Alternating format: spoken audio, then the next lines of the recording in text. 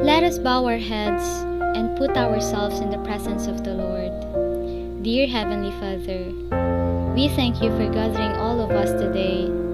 May you bestow your guidance and blessings so that we can enjoy and appreciate its significance in our lives. Bless everyone who are present here today, that each one of us may be able to share our knowledge, understanding, and wisdom for your glory and honor. May the various activities related to this event be a success through your intervention. We all ask of this in the mighty name of Jesus. Amen. Good day everyone, we are the Group 1 and we are going to report the Unit 1 entitled The Marriage and Family. Learning Objectives. At the end of the unit, we are able to first, describe society's current understanding of family. Second, identify the different types of family.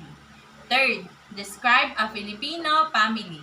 Fourth, discuss the many functions of family. So before we start, can you guess what's in the picture? Anyone in the group? Family. Correct. So let's proceed to our topic. I know we are all familiar with the word family. In order to clearly understand what family really is, let us define it according to its functions. These are the social functions of family. First, the primary unit for socializing children. Second, major support of practical and emotional support. Third, family helps regulate sexual activity and sexual reproduction. Fourth, family provides its members with a social identity. First, the primary unit for socializing children. No society is possible without adequate socialization of its young. In most societies, the family is the major unit in which socialization happens. Parents, siblings, and if the family is extended rather than nuclear. Other relatives all help socialize children from the time they are born. Family is usually considered to be the most important agent of socialization. They not only teach us how to care for ourselves, but also gives our first system of values, norms, and beliefs. He or she learns culture and acquires character through the process of socialization. His or her personality develops in the course of his living in family. From family, he or she learns what is right and wrong and what is good or bad. Through socialization, he becomes a social man and acquires good character. Second one, major support of practical and emotional support. Family provides its members food, clothing, shelter, and other essentials, and it also provides them love, comfort, help in times of emotional distress, and other types of intangible support that we all need. In our family, we will first receive practical and emotional support as a member of the family. Our family will also provide food, shelter, clothing, and other needs in daily life. Every member of the family needs to keep communication open and honest. Let them know they are loved and supported. Provide positive feedback and encouragement. Encourage joyful movement. Model healthy coping skills. Watch for behavior changes. And create routine and set clear boundaries in home. Talk about emotions and feelings regularly and involve them in decision making.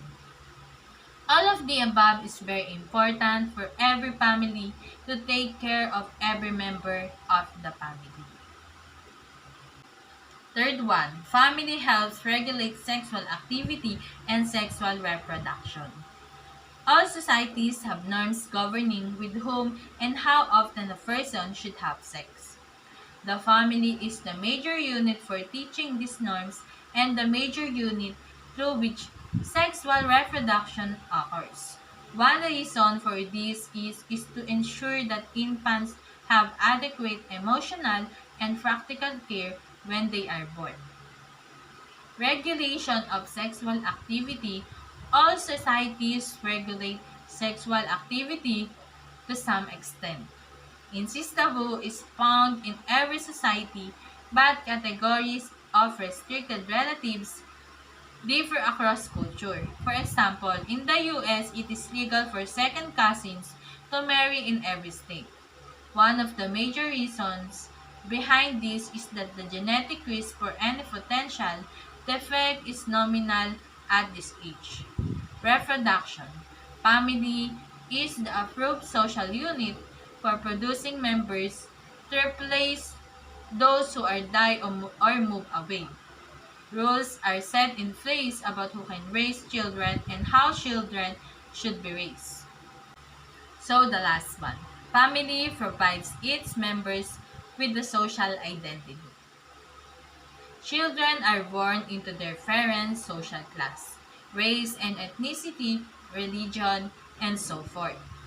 Some children have advantages throughout life because of the social identity they acquire from their parents, while others face many obstacles because the social class or race ethnicity into which they are born is at the bottom of the social hierarchy. The family contributes to social inequality by reinforcing economic inequality and by reinforcing patriarchy. Family problems stem from economic inequality and from patriarchal ideology, and the family can also be a source of conflict, including physical violence and emotional poverty for its own members. So this is the end of my part. Thank you for listening and enjoy learning. Good day everyone! My name is Grace Hazel A. Roca from BTLED 3A. Today, I will going to discuss the structural definitions of family, types of family. So, the first one is on the basis of birth. On the basis of birth is family orientation. This refers to the family into which a person is born. This means it refers to the family where a young child is raised and guided by his family. This includes parents, siblings, grandparents, or other relatives. Beliefs and good manners may be imprinted on his mind as he grows older. The next one is family of procreation. This describes one that is formed through marriage. This means it is a family created by two or more people through the process of procreation or the process of adaptation. Every family of procreation has a mother, a father, and a children. Now, let's move to on the basis of marriage. On the basis of marriage is polyandrous. This one female has an exclusive relationship with two or more males. This means this is where a woman has a relationship with two or more husbands at the same time. This means that polyandry refers to sexual relationships with multiple men within or without marriage. So the next one is polygamous. This is the union between three or more individuals is the second most common form of marriage. This means it is having a relationship with two or more partners of any gender. It specifically refers to a man with many wives and a woman who has many husbands. Next one is polygyny. This is a marriage between a man and multiple women. This means that it involves the marriage of one man with several women. And the last one is monogamous. This is the union between two individuals is the most common form of marriage. This means that this is having only one partner rather than multiple partners.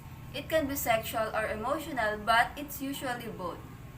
So once again, my name is Grace Hazel A. Roca, and this is the end of my report. Good day everyone! My name is Stephanie T. Del Rosario from BTLED 3A, and this is the continuation of structural definition of family. Types of family. The third one on the basis of the nature of the residence. Under on the basis of nature of the residence is Matrilocal Residence. leads where the married couple lives with the husband's father's family. This means Matrilocal Residence is where the married man and woman live in the man's family home or near it.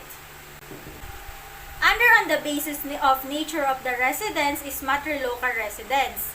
It where the couple moves to live where the wife grow up, usually found with matrilineal kinship system. This means Matrilocal Residence is the opposite of Patrilocal Residence, where the woman and her spouse will live in the home where she grow up or near it. Under on the basis of nature of the residence is neolocal. This is where the couple finds their own house, independent from all family members. This means the neolocal residence is the one where the couple separates from their parents and they will live in their own house to build their own family. Under on the basis of nature the residence is avunculocal residence. Occurs when a newly married couple establishes their home near or in the groom's maternal uncle's house. This is associated with matrilineal descent. Avunculocal residence, they live with the most significant man, his uncle, because it's who they will later inherit everything from. This means avunculocal residence is the practice of a newly married couple taking up residence with or near the husband's mother's brother. The fourth one on the basis of ancestry or descent, under on the basis of nature of the residence is patrilineal. The family in which the descent is traced through the father or the ancestry is determined on the basis of male line or the father is known as patrilineal family. In this type of the family system, the property and the family name, etc. is inherited through the male line.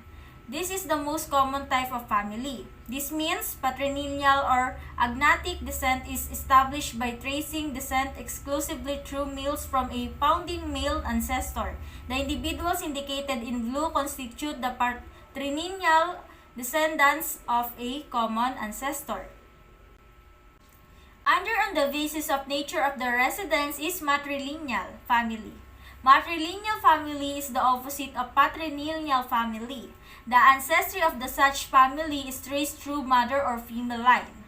The female members alone enjoy all the rights of property and or inheritance. In other words, a property rights is handed down from mother to daughter and so on and so forth. This means in Latin, matri refers to the mother, just as patri refers to the father. Matrilineal refers to the familial relationship that can be traced through a female. To follow the matrilineal line in your family, it starts with your mom. Under on the basis of nature of the residence is bilineal family.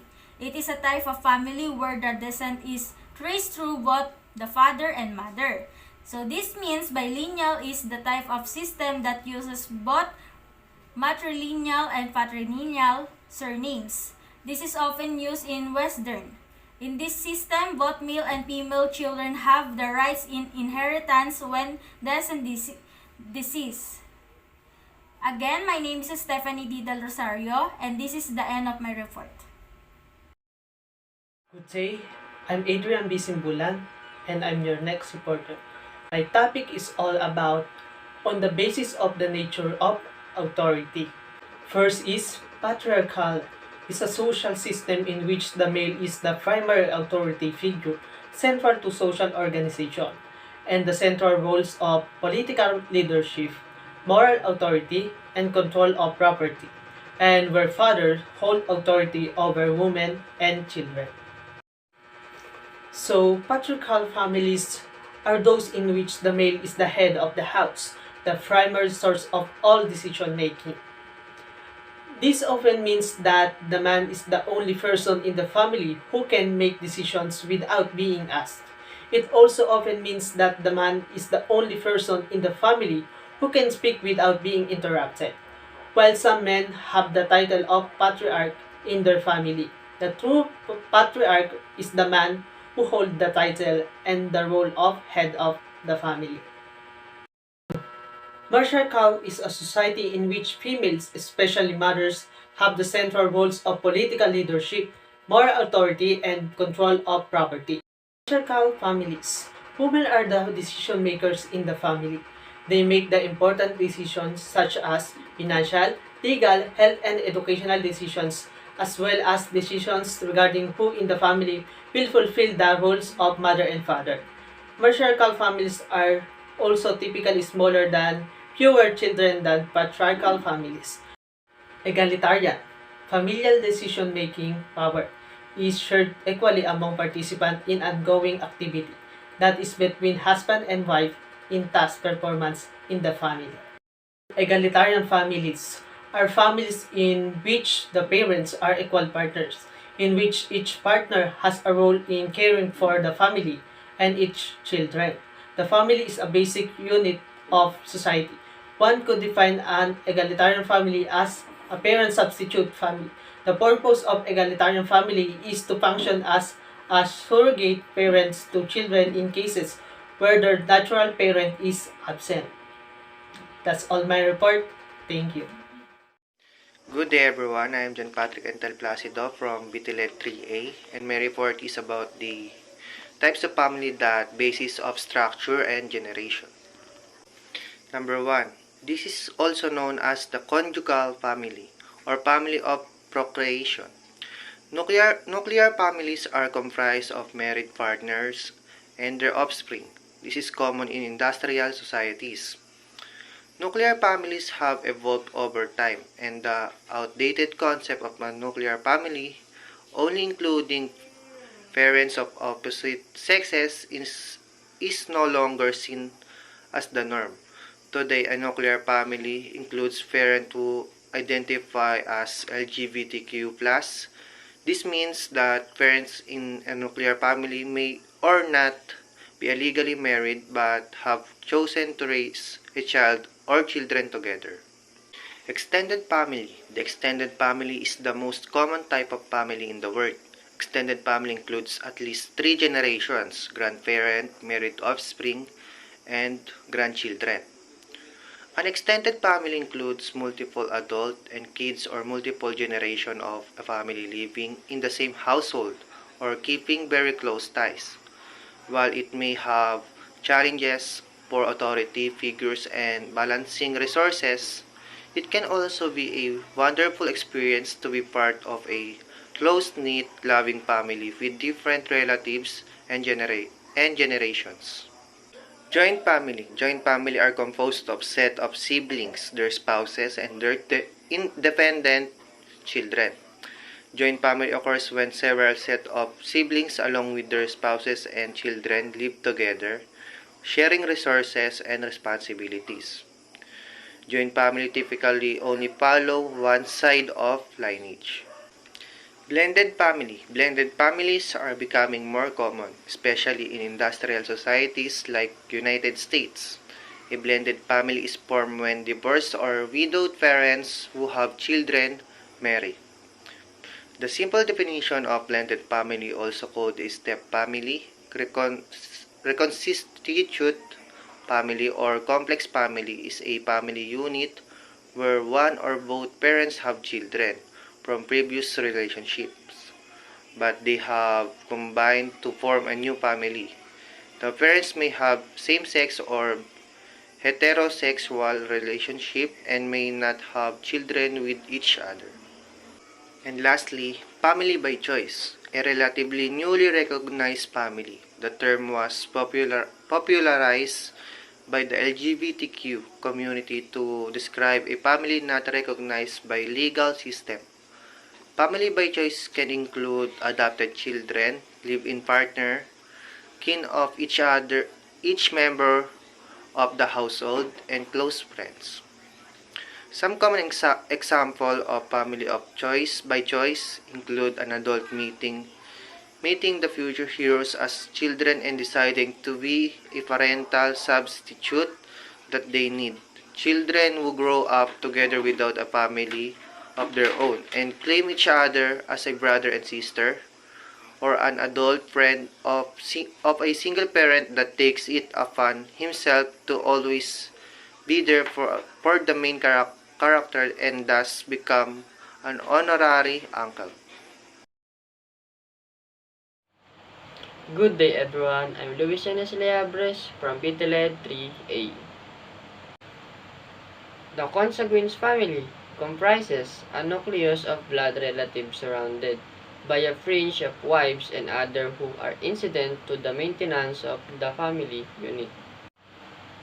Consequence family. Ano nga ba ang consequence family? Ito yung same blood na nagiging mag-asawa or nagkakaroon sila ng pamilya. Example lang is yung pinsan sa pinsan, nanay sa kaanak, tatay sa kaanak, or mga uncle-uncle natin na hindi natin naiiwasan na parang na-inlove tayo or nagkakaroon tayo ng connection sa kanila kung saan nagiging mali yung ating desisyon na makipag pamilya sa same blood natin na nagiging sanhi ng mabigat na responsibilidad. Ay yung tinatawag na consequence family. Madalas na nangyayari ito is sa Pilipinas. Kasi dito sa Pilipinas, ibang magmahal ang mga tao, kahit mga pinsan or kahit kamag-anak, pinapatulan nila. Madalas na nangyayari diyan kapag nagkakaroon na sila ng pamilya, yung anak nila ay nagkakaroon ng diferensya. Hindi ko sinasabi lahat ng tao na may diferensya ay yung mga magulang nila ay same blood. Mayroon minsan talaga na sa mga genes nila. Pero kasi madalas na nangyayari nga talaga kapag same blood kayo, nagkakaroon talaga ng problema yung nagiging anak nyo. O yung nagkakaroon ng diferensya sa isip or sa katawan or sa mga physical. A conjugal family is a nuclear family that may consist of a married couple and their children. Conjugal family. Conjugal family, ito yung isang bagay na madalas na nangyayari dito sa Pilipinas na syempre may mga minsan yung mga magulang natin is kasal or hindi. Basta may mga anak sila na nakakasama sa iisang bahay, ito ay isang conjugal family. Parang ano lang, kahit naman sabi mong nakatira kayo sa simpleng bahay na may mga anak kayo, ay nang tawag sa conjugal family. Kasal ka man or hindi, basta may anak kayo or nagsasama kayo, ayun ay conjugal family. A pleasant and a blessed day to all of you. Before I start my report, let me introduce myself. I am Michelangelo S. Corpus from Bilineal 3A. And my topic is all about Filipino family. We are all Filipino. We all have a Filipino family. So, we have ideas and knowledge about what is happening in a Filipino family. The very strong bond and the relationship of almost all Filipino families in each other highlighted the nature of being a Filipino, on how a Filipino give care and love for their family. They will do everything no matter how hard to get a goal for the sake of the happiness of the family. Despite of these positive things about the Filipino family, on the other side, there is an irony of life that some Filipino family that are blood related, even they are in the same family clan, some members have quarrels because of heritage such as land, buildings, business, properties, and etc. It is actually happening even today. So let us study more about Filipino family. First question is, what is a Filipino family? A Filipino family is a family of Philippine origin. So when we say Filipino family, the family is originated in the Philippines consisting Filipino citizens. What are the things are being exhibited by the Filipino families or a Filipino family? So, Filipino families exhibit Filipino cultures, customs, traits, and also values. But what is the most important value to the Filipino family? Of which the most important value is family closeness. So therefore, those things describes a Filipino, our culture, our traits, our traditions, and our values. That is why we have an extended family. in our country because of the closeness tied by our love to our family. We considered it as a large family. Now let us move on. Let us study the laws that regards to the family. What are the laws related to strengthening a family? First is the 1953 Civil Code that enshrines the family as the basic social unit and mandates that it be cherished and protected. Another is the 1973 Constitution that reaffirmed that one of the duties of the state is to make a family strong. It is happening on the United States or even in our country. Those are laws called inheritance or inheritance laws that are based on the United States that gives equality between males and females. Let us continue our lesson by studying some types of Filipino family. So, what is a nuclear family? We are going to study the nuclear family. Let us understand it let us get the answer from the Merriam-Webster.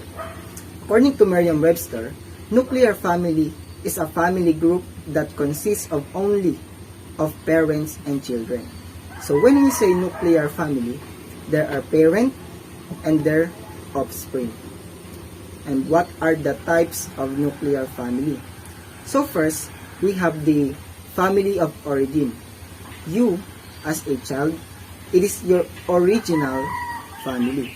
The second one is the family of procreation. You, as a parent, it is when you married someone and start your own family. But how if your household is consisting of you or consists of your near relatives? This is the topic. This is the extended family. So what is extended family? It is the family that includes in one household near relatives, such as grandparents, aunties, or uncles, in addition to a nuclear family. So, when we say extended family, it is a combination of a nuclear family or addition in the nuclear family consisting the near relatives in a single household.